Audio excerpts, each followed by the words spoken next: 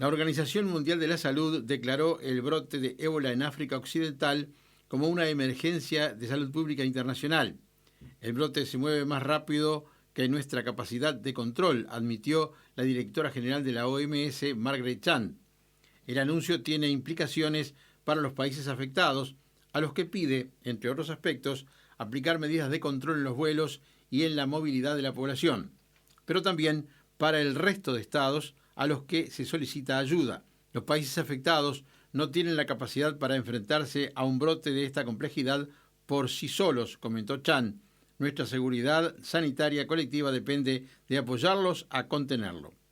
Desde el primer brote registrado de ébola en 1976 en el Congo, se han sucedido otros 25 episodios, incluido el actual que afecta a Liberia, Guinea, Sierra Leona y Nigeria.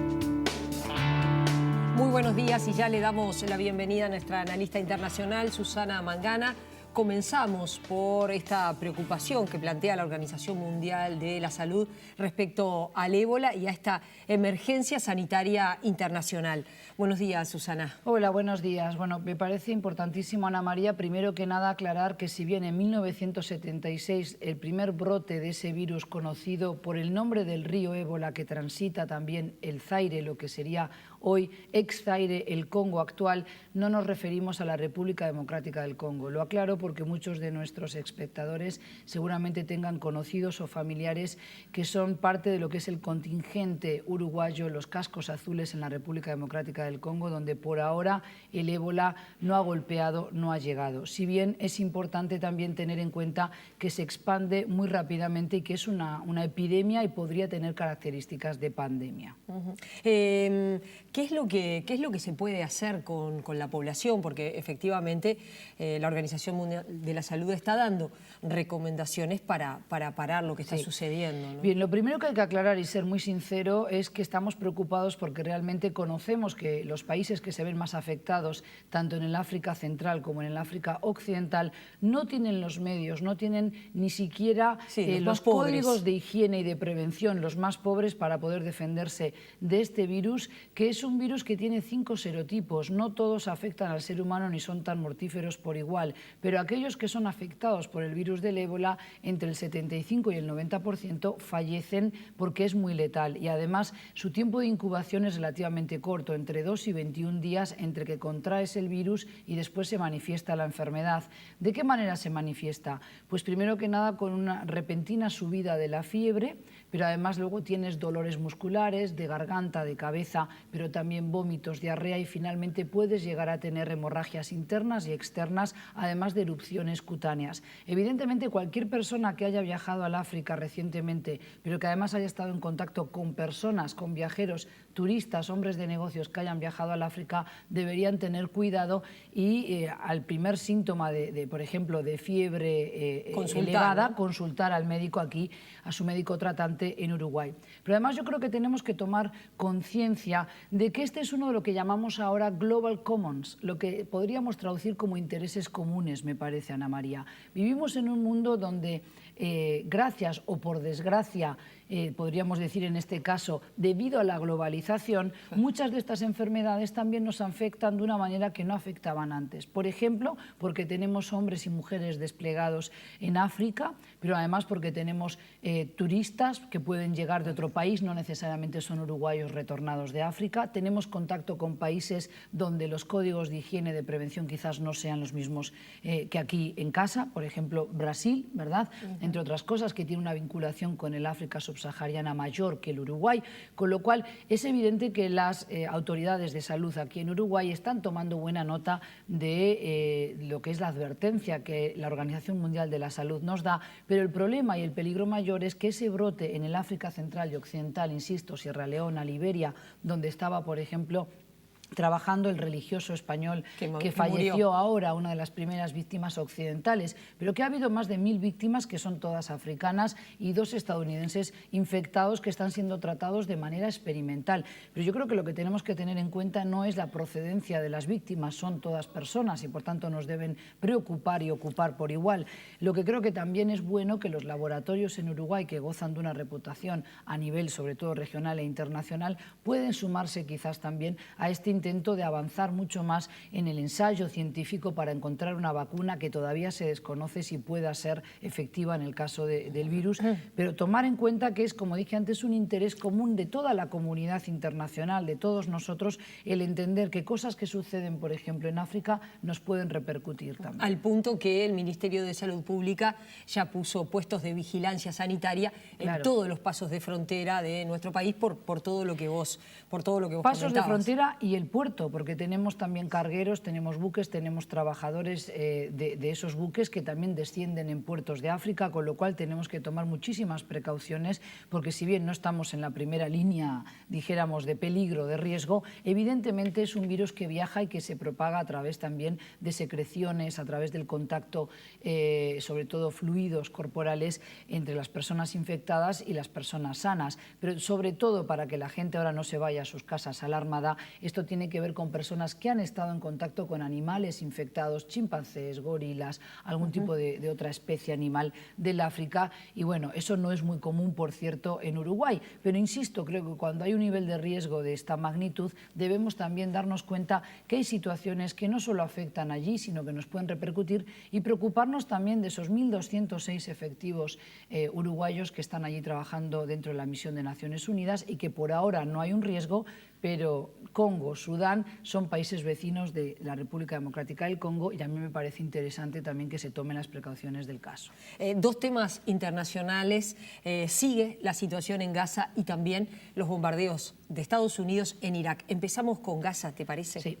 Según El País de Madrid, fuentes del gobierno palestino confirmaron que Egipto ha presentado un documento con propuestas para llegar a un acuerdo entre Israel y Hamás. Funcionarios del Cairo han explicado a varias agencias locales e internacionales que hay un acuerdo de fondo en temas esenciales, pero que hay divergencias en cuanto a la manera de plasmarlo por escrito.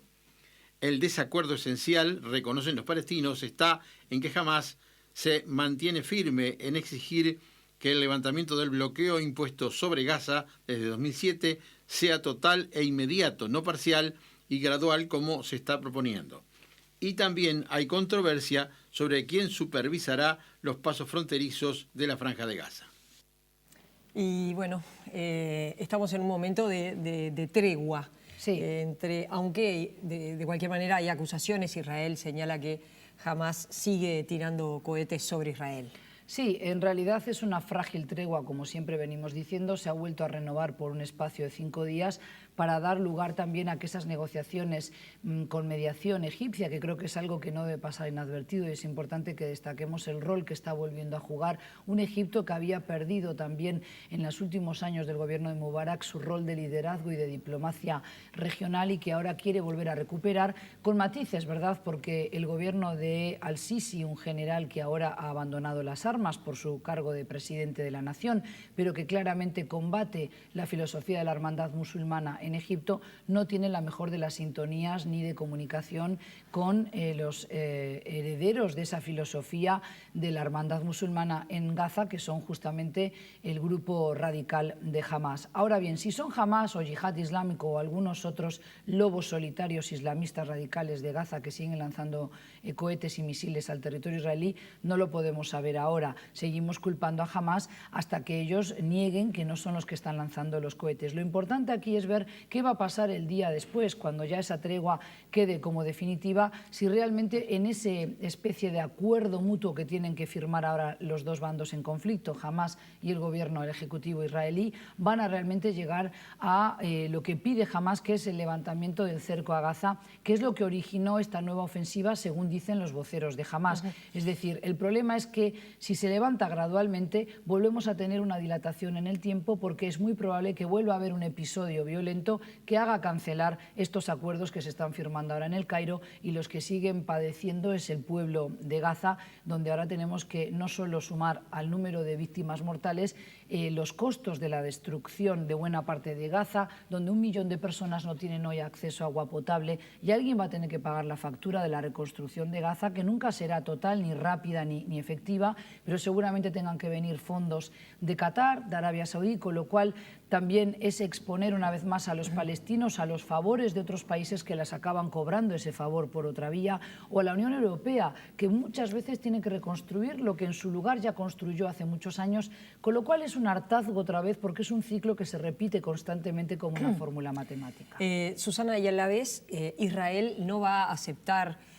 un levantamiento del bloqueo como lo plantea Hamás. No. Entre otras cosas, Israel ha argumentado que hay determinados materiales de construcción que no va a permitir que ingresen, claro, porque según Israel con eso se construyen los túneles. Bueno, por eso nosotras venimos haciendo en esta suerte de crónica del conflicto hincapié en que, como todas esas posiciones tienen su razón de ser y llevan su fundamentación por atrás, y es justo que el gobierno de Israel diga: yo no te voy a permitir entrar material que luego lo vas a usar para construir algo desde donde me vas a atacar a mí, con posiciones nuevas que hemos destruido ahora recientemente en esta ofensiva a Gaza. Entonces habrá que resolver el problema de fondo, que es evitar que los radicales, por ejemplo en Gaza, tengan una excusa y un pretexto para seguir diciendo: estamos resistiendo porque ustedes, si bien no hay ocupación en la Franja de Gaza hoy desde el 2005, nos tienen sitiados. No podemos vivir así, en esta desesperación, sin trabajo, sin tener realmente una patria a la que llamar Palestina independiente, y ahí habría que sumar Cisjordania, que sí tiene todavía ocupación y control israelí. Con lo cual, mientras no resolvamos el capítulo de la ocupación y de que exista una Palestina independiente y libre, desde donde después no se sigan lanzando ataques contra Israel, porque en ese caso sería una declaración de guerra entre dos estados, ¿verdad?, con lo que eso conlleva, yo creo que no estamos resolviendo el germen del conflicto, sino que estamos poniendo parches a los síntomas de ese mal que es esa ocupación. Después podríamos entrar, que no lo vamos a hacer hoy, en cómo se dio la historia del conflicto, dónde hubo oportunidades históricas de un bando y de otro que se perdieron, pero eso es con el diario del lunes. Yo lo que quiero es hacer el foco en el día de mañana, cómo van a vivir esas generaciones que han quedado ahora sin casa, sin escuela, sin un hospital, es decir, están viviendo una situación de precariedad total y absoluta, y eso es muy lamentable. La otra situación es el bombardeo de Estados Unidos a Irak, otra situación también muy conflictiva en esa zona, no es un tema nada menor. No. Oriente Medio hoy está realmente al rojo vivo, ya lo venimos también narrando desde el capítulo que, digamos, captó la atención mundial de las primaveras árabes o las diferentes revueltas, procesos de revolución, a veces truncada en países como Siria, donde se dio una guerra civil, pero es que ahora al problema de Siria tenemos que sumar la situación crítica de las minorías, todas las minorías étnicas y también religiosas en Irak. El bombardeo de Estados Unidos tiene por lo menos dos motivos bien claros. Uno de ellos es golpear estratégicamente las posiciones del Estado Islámico, esa agrupación que nació como una ráfaga, que no sabemos todavía cómo está compuesta, quiénes son los líderes, de dónde consiguen su financiación, que es importante, puesto que se han hecho con material bélico muy sofisticado, incluso armas fabricadas en Estados Unidos, y que ahora amenazan también la cuenca petrolífera que va entre el Mar Negro y el Caspio, lo que serían los asentamientos del pueblo kurdo, sobre todo en el Kurdistán iraquí. Con lo cual, Estados Unidos lo que menos quiere es que este grupo también acceda a esos yacimientos petrolíferos de Irbil, la capital del Kurdistán iraquí, o de Kirkuk, que están en manos hoy de los kurdos y que han forjado una alianza también espúrea, una alianza envenenada, la llamo yo, con las autoridades turcas, porque a Turquía le sirve que los peshmergas kurdos, el ejército kurdo, pueda frenar el avance de estos energúmenos del Estado Islámico. Ahora bien, también están apoyando con ese bombardeo, lanzando raciones que llamamos de combate, puesto que tienen golosinas para que le den calorías a la persona, algún jugo, algún agua, es decir, están lanzando víveres de supervivencia a más de 15.000 yazidíes que están refugiados en las montañas y que han tenido que huir con lo opuesto de la planicie del Nínive, una planicie donde ya naciera en su día Abraham, patriarca de las 3 religiones monoteístas, y allí son pobladores autóctonos. Lo triste es eso, que en la capital del norte también de Irak, en Mosul, se han perdido en una década 1 millón de cristianos que han emigrado, que han huido frente a lo que ha sido el acoso y derribo no solo del Estado Islámico, sino de Al-Qaeda y de las políticas sectarias que se siguieron por el gobierno post-Saddam Hussein en Irak. Y eso es lo que tenemos que denunciar, que la comunidad internacional, Ana María, ha estado negligente y omisa para apoyar con mayor eficacia y de una manera más energética, dijéramos, más contundente, a las minorías que viven en países musulmanes. Gracias, Susana. Nos reencontramos el próximo viernes. Nosotros los invitamos a seguir con más InfoTNU.